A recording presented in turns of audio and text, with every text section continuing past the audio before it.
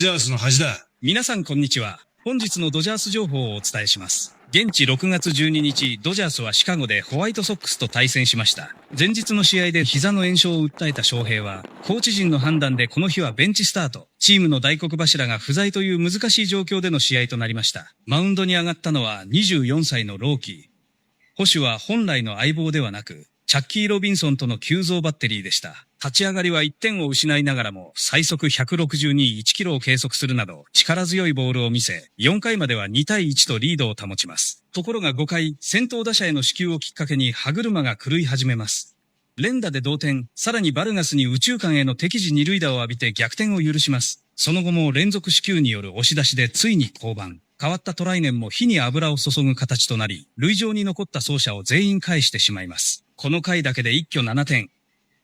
日米通じて自己ワーストの7失点という悔しい結果となりました。終盤ドジャースはムーキーやフリーマンをベンチに下げ、翔平も代打出場なし。打線は3回以降わずか1安打と沈黙し、試合は2対8で完敗となりました。朗希は変化球を含めた能力的なところでまだまだ反省しながらも、1年間通してまとまった成績が残るよう頑張っていきたいパイを向きました。翔平は MRI 検査で異常なしが確認されており、翌13日からのスタメン復帰が見込まれています。引き続き注目していきましょう。さて、今回の佐々木のまさかの7失点崩壊について真っ先に反応を見せたのはランディ・ジョンソン氏。地元フェニックスのスポーツラジオ番組に生出演し、今回の試合についてその胸の内を語りました。ランディ、ドジャース対ホワイトソックス戦をご覧になっていたと伺いました。おいおい。まず最初に言わせてくれ。朗希の投球はあまりにもひどかったぞ。あと、ドジャースの守備陣はわざとミスしてんのか。正直言って、守備のミスがなければここまでひどいことにはなっていなかったはずだ。俺がドジャースの先発だったら、こいつらと一緒に野球をやるのは無理だとはっきり言う。いやあ、ランディ、いきなり本音ですね。そりゃそうだよ。確かに朗希の制球は今日は悪かった。でも投手の制球が乱れることなんて普通に起こり得ることだ。翔平だって吉信だって、立ち上がりで制球が乱れることはある。それでもあいつらはちゃんと修正してくる。朗希。お前はいつになったらそれができるようになるんだ。という話だよ。制球の乱れそのものよりも、その後の修正力が問題だったと。そうだ。そもそも今日はラッシングでもスミスでもない、チャッキー・ロビンソンとの今季初バッテリーだったわけだろ。初めて組む相手でマウンドに立っているんだから、フリーマンやタッカーみたいなベテランが守備でしっかりサポートしてやらないといけない。それなのに何なんだあの守備は。5回のバルガスの打球だって、タッカーが取らなきゃいけない球だっただろ。フリーマンもファーストで信じられないミスをしてたじゃないか。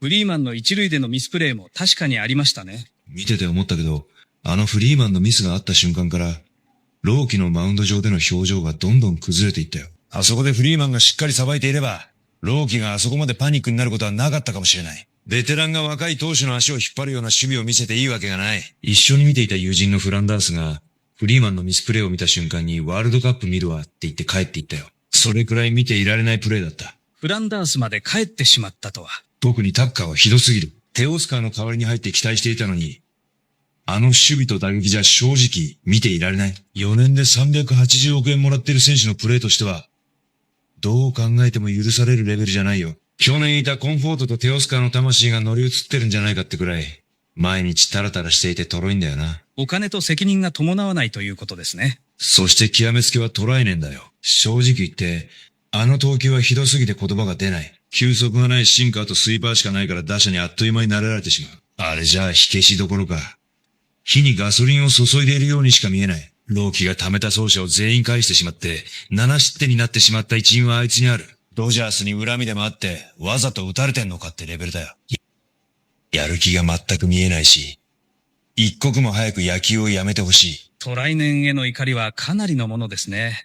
それだけに、朗希のせいだけではないという見方もできるわけですね。そうだよ。朗希だけのせいにしたらかわいそうだよ。正直言って。今日は慣れないバッテリーで戦っていた。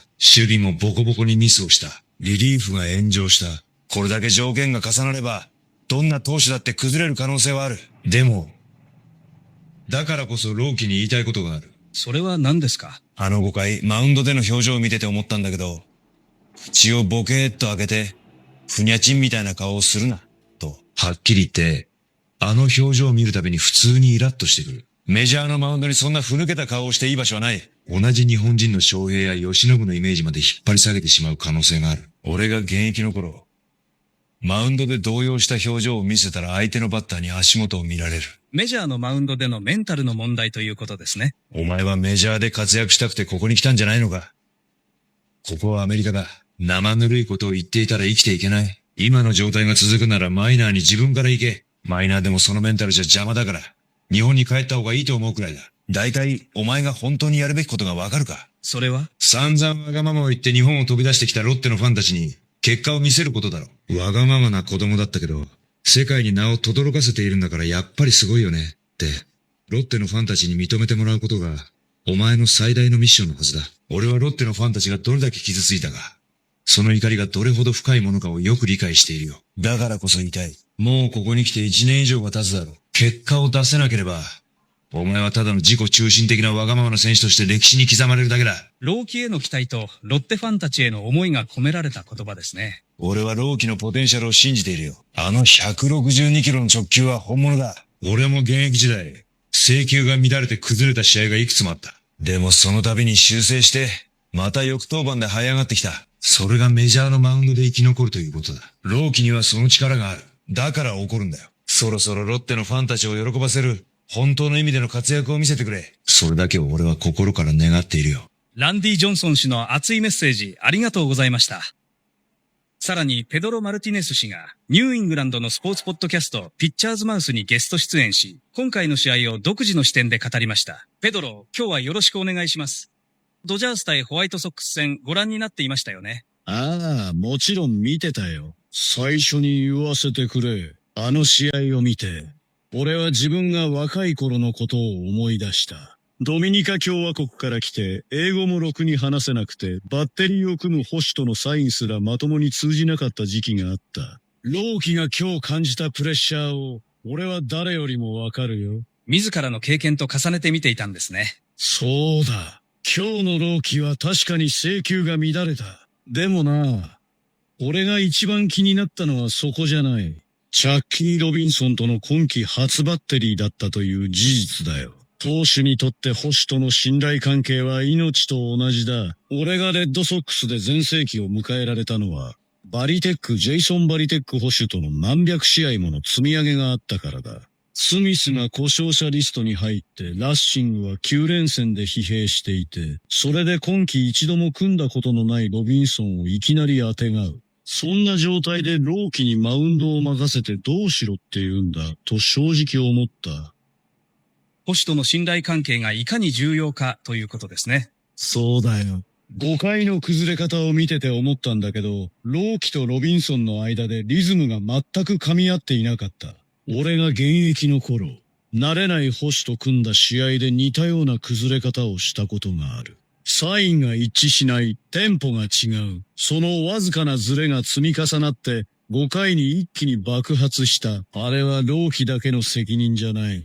球団の判断ミスも絶対にある。球団側の采配にも問題があったと。そこは強く言いたい。でもな、だからといって朗希に言いたいことがないわけじゃない。俺が若い頃、エクスポズ現ナショナルズでメジャーデビューした時、どれだけ苦しかったか。小柄な体で、周りからはあんな体でメジャーで通用するわけがないとずっと言われ続けた。それでも俺は腐らずに、毎試合自分でバッテリーを作り直す努力をし続けた。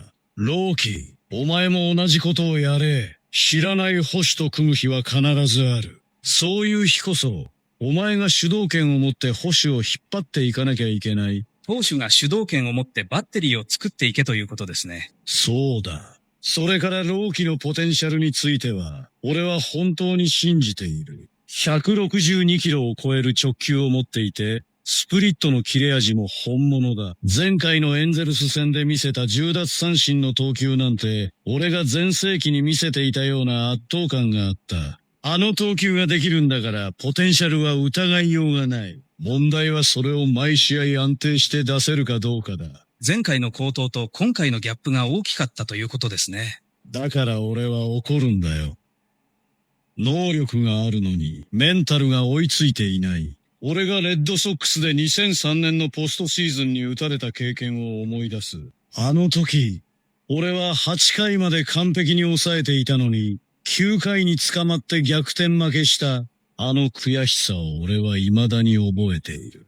でもその翌年、俺はそれをバネにしてワールドシリーズ制覇につなげた。朗希にも同じことができるはずだ。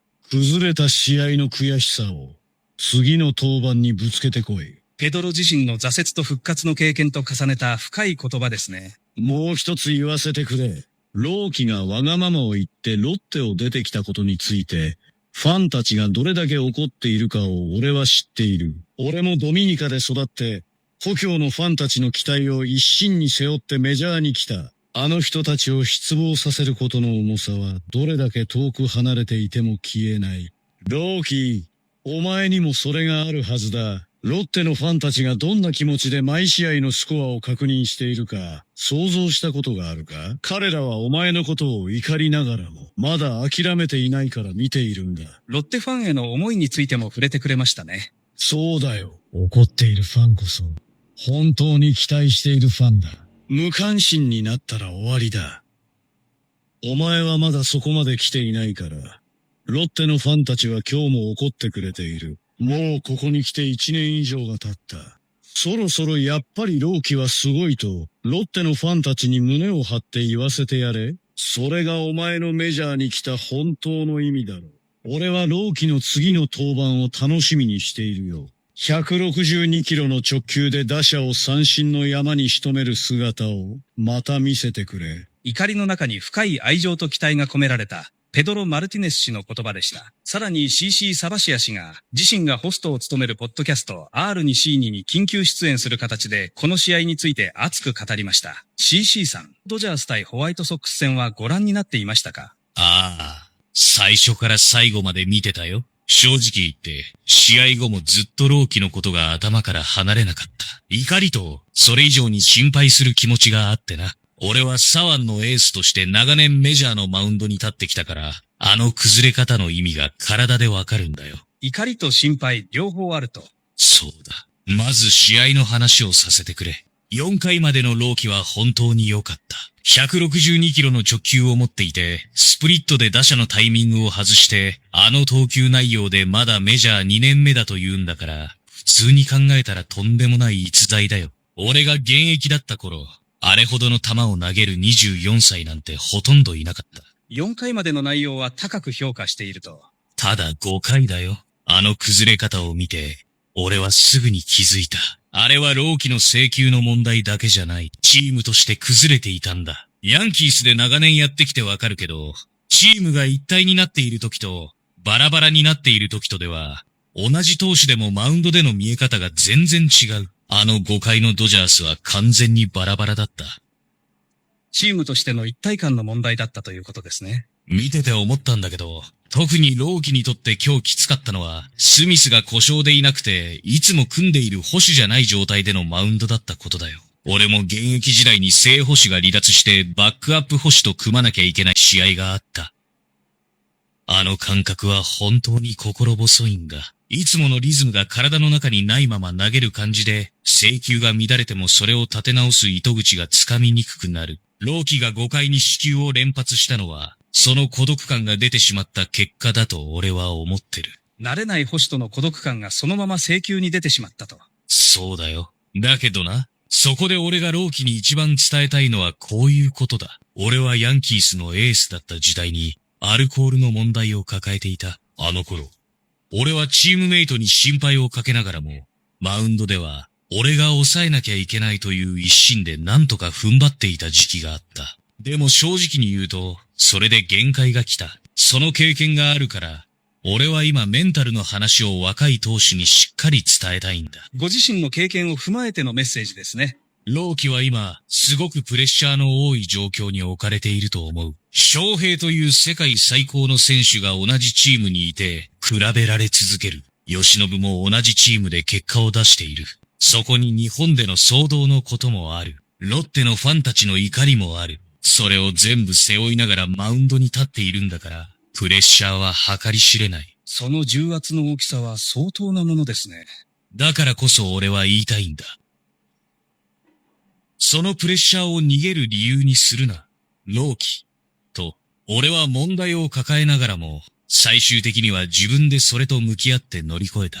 マウンドでふぬけた表情を見せることが、自分を守るための無意識の逃げになっていないか。お前自身が一番正直に向き合わないといけない。メジャーのマウンドに立つ投手は、みんな何かを背負いながら投げているんだ。それでも顔を上げて、次の打者と勝負する。それがプロだ。逃げではなく、向き合うことの大切さを伝えてくれましたね。それとな、俺には朗希に怒りたいことがもう一つある。ヤンキースで俺が学んだのは、チームのエースというのはマウンドでの投球以外の部分でも信頼を積み上げていくものだということだ。朗希はロッテを出てきた経緯について、日本のファンたちからまだ許してもらえていない。それはなぜかわかるか？結果が出ていないからだよ。ダルビッシュも翔平もみんな NPB で十分な実績を積んでからメジャーに来て、さらにそこで結果を出したから今の地位がある。実績の積み上げが信頼につながるということですね。そうだ。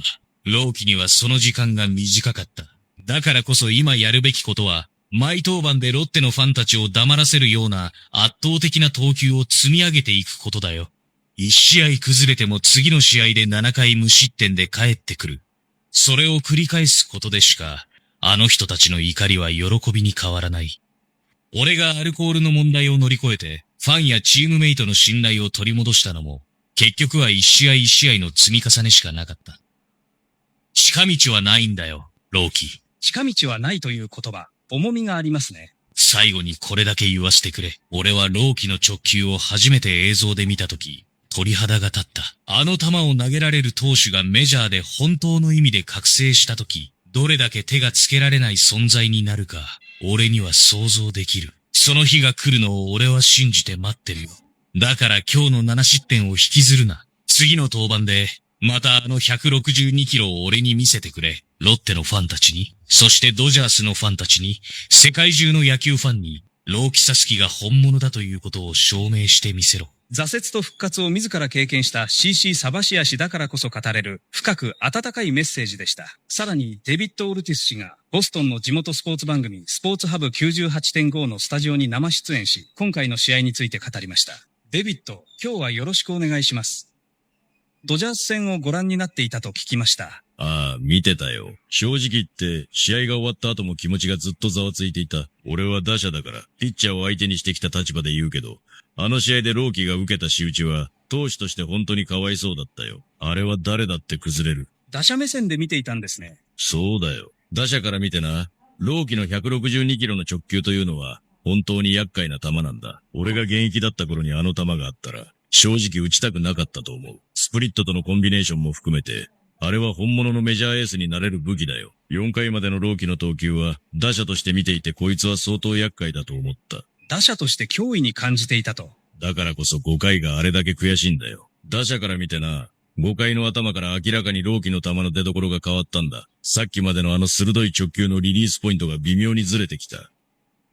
あれは技術の問題じゃなくて、体の中に余計な力が入り始めたサインだよ。打者は1球目からそれを感じ取ってくるから、今日のこいつはいけるってムードに一気になる。打者の側からは朗希の変化を感じ取っていたということですね。そうだ。それとな、俺が一番言いたいのはここだよ。俺はドミニカ共和国から来て、英語もろくに話せないまま若くしてメジャーに飛び込んだ。最初の頃はチームの中で自分が浮いているような感覚があって、本当に孤独だったよ。朗希が今感じているプレッシャーの種類は違うかもしれないけど、異国で一人で戦っているという意味では、俺には誰よりも共感できるものがある。デビッド自身も異国での孤独を経験しているんですね。そうだよ。だからこそ言いたいんだけど、朗希には今のドジャースというチームの中でもっと声を出せと思う。俺がレッドソックスで機能できたのは、ペドロ・マルティネスやマニー・ラミネスといった仲間たちと本当の意味で繋がれたからだ。チームメイトに頼ることを恐れるな、朗希。マウンドで孤独に戦っていても、あいつらはお前のファミリーなんだ。